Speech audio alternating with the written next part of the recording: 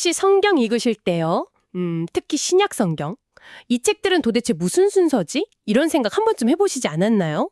있죠. 그냥 역사 순서대로 모아놓은 건가 싶기도 하고. 그렇죠. 아니면 뭔가 우리가 모르는 거대한 설계도가 숨겨져 있는 건 아닐까? 뭐 그런 거요.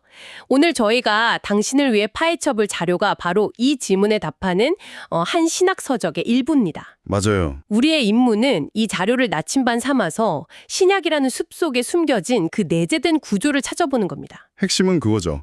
외부의 틀을 억지로 가져와서 끼워 맞추는 게 아니고 성경이 스스로 자신의 구조에 대해 뭐라고 말하는지 거기에 귀를 기울여 보는 거예요. 성경 스스로의 목소리를 듣는 거군요. 네. 자료에 따르면 그 구조로 들어가는 길이 3가지가 있다고 합니다. 3가지요? 첫째는 구약의 예언, 둘째는 예수님의 선언, 그리고 셋째가 바로 사도들의 해석입니다. 오늘은 이 3개의 문을 하나씩 열어보면서 신약 성경의 그 건축학적 비밀을 함께 탐사해 보려고 합니다. 좋습니다. 그럼 첫 번째 문, 구약의 예언부터 열어보죠. 자료를 보니까 구약 성경 자체가 뭔가 좀 미완성된 느낌을 준다고 하더라고요. 네, 미래를 향해서 간절히 손을 뻗는 듯한 그런 인상이에요. 특히 새로운이라는 단어가 의도적으로 사용된 구절들이 그 단서라고요. 맞아요. 그런데 그 중에서도 진짜 결정적인 한 방이 있습니다. 아, 뭔가요? 바로 예레미야 31장인데요. 여기서 역사상 처음으로 새 언약이라는 정말 중요한 개념이 등장하거든요. 새 언약. 네, 원어로는 새 베리트라고 하는데 이게 그냥 뭐랄까 비즈니스 계약 같은 게 아니에요. 목숨을 건 맹세나 관계에 가까운 훨씬 더 무게감 있는 단어죠. 단순한 약속이 아니라 관계의 선언이라는 거군요. 근데 그게 왜 그렇게 중요한가요? 이 새 언약이 과거의 옛 언약과 어떻게 다른지를 설명하는 그 방식 때문이에요. 아, 비교를 하는군요. 네, 예레미야는 이 새 언약이 내가 그들의 조상들의 손을 잡고 애국 땅에서 인도하여 내던 날에 맺은 것과 같지 아니할 것이라고 아예 못을 벗거든요. 시내산에서 맺었던 그 언약과는 근본적으로 다르다 이런 선언이네요. 바로 그거죠. 뭐가 그렇게 다른 건가요? 2가지 핵심적인 차이가 있어요. 첫째, 옛 언약의 율법은 돌판에 새겨졌잖아요. 네, 그렇죠. 외부에서 주어지는 규칙이었죠. 맞아요. 그런데 새 언약은 나의 법을 그들의 속에 두며 그들의 마음에 기록할 것이라고 말해요. 아, 마음이요? 네, 순종이 밖에서 오는 강요가 아니라 안에서부터 우러나오는 변화가 된다는 뜻이에요. 그렇군요. 그럼 두 번째는요? 둘째는 죄의 용서 문제입니다. 옛 언약에서는 제사를 통해서 죄를 계속해서 다뤄야 했지만 새 언약은 내가 그들의 악행을 사하고 다시는 그 죄를 기억하지 아니하리라고 선언해요. 다시는 기억하지 않는다. 이건 정말 완전하고 최종적인 용서를 약속하는 거네요. 그렇죠. 와, 내면의 변화와 완전한 용서라. 근데 자료에서 진짜 흥미로운 지점을 짚더라고요. 이 새로움이 단지 하나님과의 관계에만 머무는 게 아니라 지식, 그러니까 계시의 영역까지 확장된다는 점이요. 네, 맞습니다. 작은 자로부터 큰 자까지 다 나를 알게 될 것이라는 구절이 바로 그 증거죠. 새로운 시대는 완전히 새로운 차원의 암과 연결되어 있다. 이 말이군요. 바로 그겁니다. 그러니까 구약이 스스로 나는 최종 버전이 아닙니다. 나에겐 후속편이 필요합니다. 라고 외치고 있는 셈이죠. 아하. 구약이 던진 그 질문, 그 미완의 약속에 대한 해답이 바로 신약이라는 거대한 구조적 연결고리가 여기서부터 시작되는 겁니다. 알겠습니다. 구약이 새 언약이라는 거대한 예고편을 띄운 셈이네요. 네. 그런데 이 개념이 한동안 잠잠하다가 정말 예상치 못한 아주 극적인 순간에 다시 무대 위로 등장한다고요. 네, 맞습니다. 수백 년의 침묵을 깨고 예수님의 마지막 만찬 자리에서 다시 등장합니다. 마지막 만찬에서요? 네. 예수님께서 제자들에게 잔을 주시면서 이렇게 말씀하시죠. 이 잔은 내 피로 세우는 새 언약이니. 와, 이건 정말 폭탄 선언 같은데요? 그렇죠. 예레미야가 예언했던 그 새 언약이 바로 지금 나의 죽음을 통해 시작된다고 선포하신 거니까요. 자신의 피가 그 새로운 관계를 여는 열쇠라고 하신 거군요. 그런데 자료에서는 여기서 우리가 흔히 생각하는 것과는 약간 다른 점을 짚어주더라고요. 어떤 점이죠? 예수님의 이 말씀이 자, 지금부터 새로운 교리를 쫙 알려줄게. 이런 정보 전달의 성격보다는 하나님께 나아갈 수 있는 완전히 새로운 길 자체가 열렸다는 관계의 시작을 알리는 데 더 큰 무게가 실려 있다는 거죠. 핵심을 정확히 짚으셨어요. 물론 새로운 관계는 새로운 알, 새로운 계시를 포함하겠죠. 네. 하지만 그 순간의 강조점은 정보가 아니라 개통에 있었던 겁니다. 이제 내 죽음을 통해 너희와 하나님 사이에 새로운 고속도로가 열린다. 뭐 이런 선언인 거죠. 아, 개통이라는 표현이 와닿네요. 그래서 자료에서도 디아테키에라는 단어를 언약으로 번역하든 유언으로 번역하든 그 논쟁은 사실 부차적이라고 말하는 거예요. 어차피 핵심은 같으니까요. 네. 어떻게 번역하든 옛 질서와 새로운 질서 사이에 분명한 단절과 시작이 선포되었다는 사실, 그게 중요한 거니까요. 그렇다면 이 새로운 질서는 또 다른 무언가로 대체될 그런 중간 단계가 아니라는 의미겠네요. 맞습니다. 이게 바로 종착점이라는 인식이 처음부터 분명히 드러나요. 어떤 부분에서요?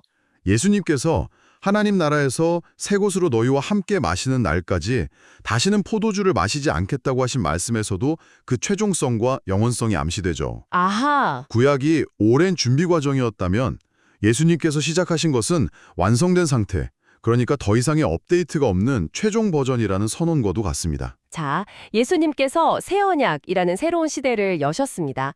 그럼 이제 세 번째 문, 사도들의 해석으로 넘어가 보죠. 네, 자료에서는 특히 사도 바울을 이 새로운 구도를 명쾌하게 설명해낸 위대한 해설자라고 부르더군요. 네, 바울은 단순히 옛 시대와 새 시대를 나열하는 걸 넘어서서 그 둘 사이의 관계를 아주 명확하게 정리해 줍니다. 어떻게 정리하나요? 그는 고린도 후서 3장에서 옛 언약과 새 언약이라는 용어를 직접적으로 사용하면서 둘을 정면으로 비교하거든요. 정면으로요? 네, 예를 들면 옛 언약의 직분은 돌에 써서 죽게 하는 율법 조문의 직분이고 새 언약의 직분은 살리는 영의 직분이라고 말하죠. 아, 율법과 영. 또 옛 언약이 정죄의 직분이라면 새 언약은 의의 직분이라고 하면서 새 언약이 얼마나 더 영광스러운지를 설명합니다. 아, 여기서 자료가 아주 중요한 오해 하나를 바로잡아 주던데요. 네, 있죠. 바울이 옛 언약이라고 말한 구절이 구약 성경책 전체가 낡고 쓸모 없어졌다는 뜻이 아니라는 거였어요. 아주 중요한 포인트입니다. 바울이 말한 옛 언약은 구약 성경 전체를 가리키는 게 아니라 그 중심에 있는 모세의 율법 체제를 가리키는 거였어요. 아, 율법 체제요? 네, 구약 성경 자체를 폐기하자는 게 아니라 율법 중심의 옛 질서와 영 중심의 새 질서가 어떻게 다른지를 대조하고 있는 거죠. 구약 성경은 여전히 새 언약을 이해하는데 필수적인 배경이자 약속이니까요. 그렇군요. 그리고 이 옛것과 새것의 구조가 가장 체계적이고 선명하게 드러나는 책으로 히브리서를 꼽더라고요. 네, 히브리서는 거의 이 주제에 대한 교과서라고 할 수 있을 정도입니다. 교과서요? 첫 구절부터가 이 모든 논의의 요약본 같아요. 옛적에 선지자들을 통하여 여러 부분과 여러 모양으로 우리 조상들에게 말씀하신 하나님이 이 모든 날 마지막에는 아들을 통하여 우리에게 말씀하셨으니. 와, 이 한 문장 안에 모든 게 다 들어있습니다. 잠깐만요. 이 구절 정말 대단하네요. 옛 계시와 새 계시 둘 다 하나님이 말씀하셨다는 건 똑같이 인정하면서도 그렇죠. 그 방식과 시점 그리고 매개체를 완벽하게 대조하고 있어요. 네, 맞아요. 과거에는 여러 선지자를 통해 여러 번에 걸쳐 부분적으로 말씀하셨는데 이제 이 마지막 날들에는 오직 한 아들을 통해 최종적으로 말씀하셨다는 거잖아요. 바로 그겁니다.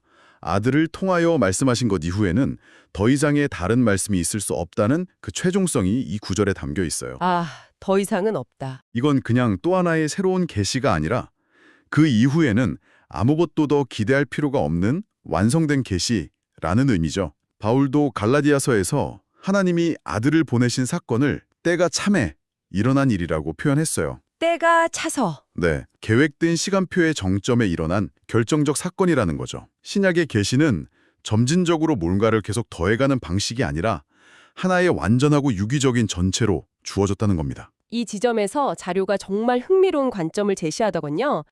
많은 사람들이 예수님의 가르침이 진짜 핵심이고 바울이나 다른 사도들의 글은 그냥 거기에 대한 인간적인 해석이나 덧붙임 아니야 라고 생각하는 경향이 있다는 거예요. 아, 네. 그런 생각 많이 하죠. 이걸 산술적인 사고방식, 그러니까 예수 더하기 바울 이런 식으로 단순하게 보는 거라고 비판하는데 이 부분이 아주 인상 깊었어요. 그 지점이 오늘 논의의 하이라이트라고 할 수 있습니다. 이런 산술적 사고를 넘어서기 위해 자료는 예수님을 단지 위대한 진리를 가르치신 분으로만 보지 말라고 제안합니다. 가르치신 분으로만 보지 말고 그럼 어떻게 봐야 하죠? 그 존재 자체가 설명되어야 할 위대한 사실, the great fact로 봐야 한다는 거죠. 위대한 사실이요? 그게 무슨 뜻이죠? 예수님은 단지 진리에 대해 말씀하신 게 아니라 그분 자체가 바로 진리이고 그분 자체가 바로 계시였다는 뜻입니다. 아, 예수님의 삶, 죽음, 부활 자체가 인류 역사에 던져진 가장 거대하고 또 설명이 필요한 사건 혹은 사실이었다는 거죠. 그렇다면 여기서 청취자분들이 궁금해할 것 같아요. 예수님이 그 위대한 사실 그 자체라면 왜 바울이나 다른 사도들의 해석이 추가로 필요한 거죠? 복음서만으로는 불완전하다는 뜻인가요? 아주 좋은 질문입니다. 그리고 그에 대한 답이 바로 신약 성경의 구조로 푸는 열쇠예요. 네. 자료는 두 가지 결정적인 이유를 제시하는데요. 첫째는 예수님 스스로가 앞으로 올 성령이 내 것을 가지고 너희에게 알리실 것이라고 말씀하시면서 사도들의 해석적 역할을 인정하고 권위를 부여하셨다는 점이에요. 아, 예수님께서 직접요? 네. 하지만 둘째 이유가 더 중요합니다. 바로 시간 순서의 문제예요. 시간 순서요? 네. 한번 생각해 보세요. 기독교 신앙의 핵심 사건, 즉 예수님의 십자가 죽음과 부활은 네. 그분이 이 땅에서 가르치시던 공생의 사역이 다 끝난 후에 일어났습니다. 아, 그러네요. 시간상 예수님께서 당신의 죽음과 부활이 갖는 의미 전체를 미리 남김없이 다 설명하실 수는 없었겠네요. 바로 그겁니다. 이 엄청난 사건들의 완전한 의미는 사건이 일어난 후에야 비로소 해석될 수 있었던 거죠. 아하. 그래서 예수님은 이 해석의 과업을 위해 성령을 보내시어 사도들을 진리 가운데로 인도하겠다고 약속하신 거고요. 그렇군요. 따라서 자료의 표현을 빌리자면 복음서에 기록된 예수님의 삶과 사역이 사실, 팩트라면 사도들의 그린 서신서들은 그 사실에 대한 신적인 영감을 받은 해석, 인터프리테이션인 겁니다. 와, 이건 정말 아하 하는 순간이네요. 이걸 설명할 만한 좋은 비유가 있을까요? 이렇게 생각해보면 쉬워요. 예를 들어 6.25 전쟁이라는 거대한 역사적 사실이 있다면 네. 그 전쟁이 왜 일어났고 한반도와 세계에 어떤 의미를 갖는지 분석하는 수많은 역사책들이 바로 해석이잖아요. 그렇죠. 해석이 없으면 그냥 사건의 나열일 뿐이죠. 맞아요. 마찬가지로 신약에서 복음서와 사도행전은 예수 그리스도라는 대사건 그 자체를 보여주고 그 뒤에 나오는 서신서들은 영감받은 역사 해설서처럼 그 사건의 의미를 깊이 있게 풀어주는 역할을 하는 거예요. 와, 해석이 없다면 그 사실은 부분적으로 어둠 속에 남아있게 되는 거죠. 사실과 해석은 분리될 수 없는 하나의 유기체인 겁니다. 바로 이것이 신약 성경의 구조 그 자체를 설명해 주는군요.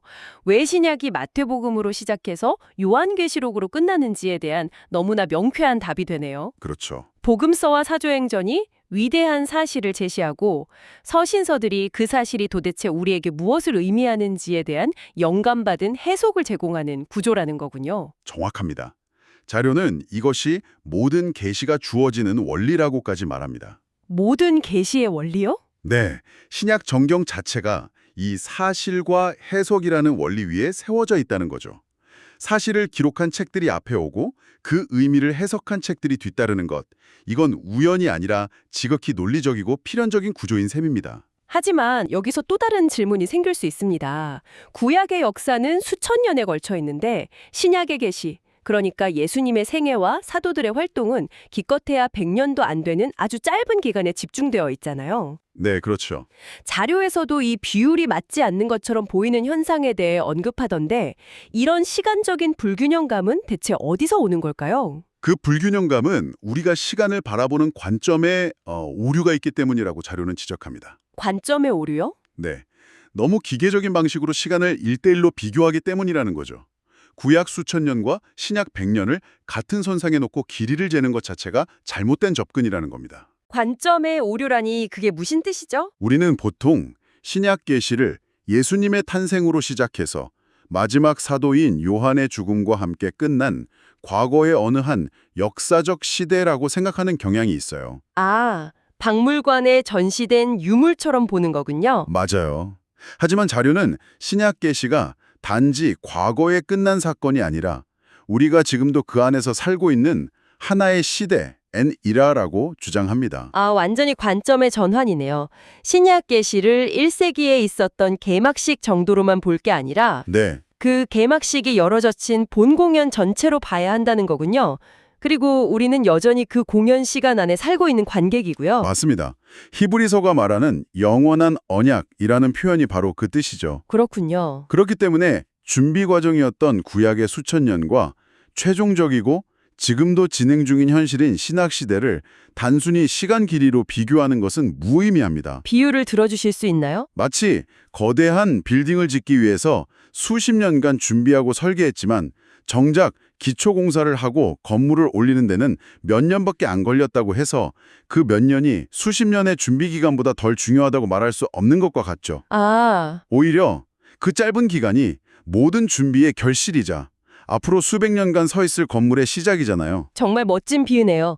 우리가 그저 베드로나 바울이 살았던 그 시대의 연장선상에 살고 있다는 사실을 잊고 있었다는 지적이네요. 네, 자료는 우리가 그리스도를 역사의 최종 완성자로 보는 종말론적 시각, 그러니까 이야기의 끝에서 현재를 바라보는 시각이 부족하기 때문에 이런 불균형을 느끼게 된다고 날카롭게 지적합니다. 아하. 신약 시대는 AD 100년에 끝난 게 아니라 지금도 계속되고 있는 겁니다. 오늘 분석을 정리해 보겠습니다. 신약 성경은 무작위로 엮인 책들의 모음집이 아니라 구약의 약속이라는 토대 위에 세워진 아주 명확하고 유기적인 구조를 가지고 있었습니다. 네, 그 구조의 핵심은 예수 그리스도라는 위대한 사실과 그 사실의 의미를 밝히는 사도들의 영감받은 해석이었고요. 맞습니다. 그리고 이 계시는 과거에 종결된 사건이 아니라 시간의 끝까지 이어지는 최종적인 시대를 열었고 우리는 여전히 그 시대 속에 살고 있다는 것이었고요. 그렇습니다. 이 구조를 이해하는 것만으로도 신약 성경을 읽는 당신의 관점이 완전히 달라질 수 있을 겁니다. 네. 그리고 오늘 논의는 우리가 생각해 볼 만한 아주 중요한 질문 하나를 남깁니다. 자료에 따르면 앞으로 새로운 객관적인 계시가 주어지려면 종말의 때의 구원을 완성하는 또 다른 초자연적인 사건이 일어나고 그것을 해석할 필요가 있을 때만 가능하다고 해요. 당분간은 새로운 공적 계시는 없다는 뜻이네요. 그렇죠. 그렇다면 이것을 한번 생각해 보십시오. 객관적이고 공적인 계시가 사도 시대를 끝으로 완성되었다면 오늘날 우리가 그 완성된 계시, 즉 성경을 이해하는 과정에서 성령의 역할은 과연 무엇일까요? 성령께서 이미 주어진 말씀을 더욱 깊이 깨닫도록 우리의 마음을 비춰주시는 조명과 마치 새로운 계시인 것처럼 들리는 개인적인 주장은 어떻게 구별할 수 있을까요? 당신에게 그 경계선은 어디에 있습니까?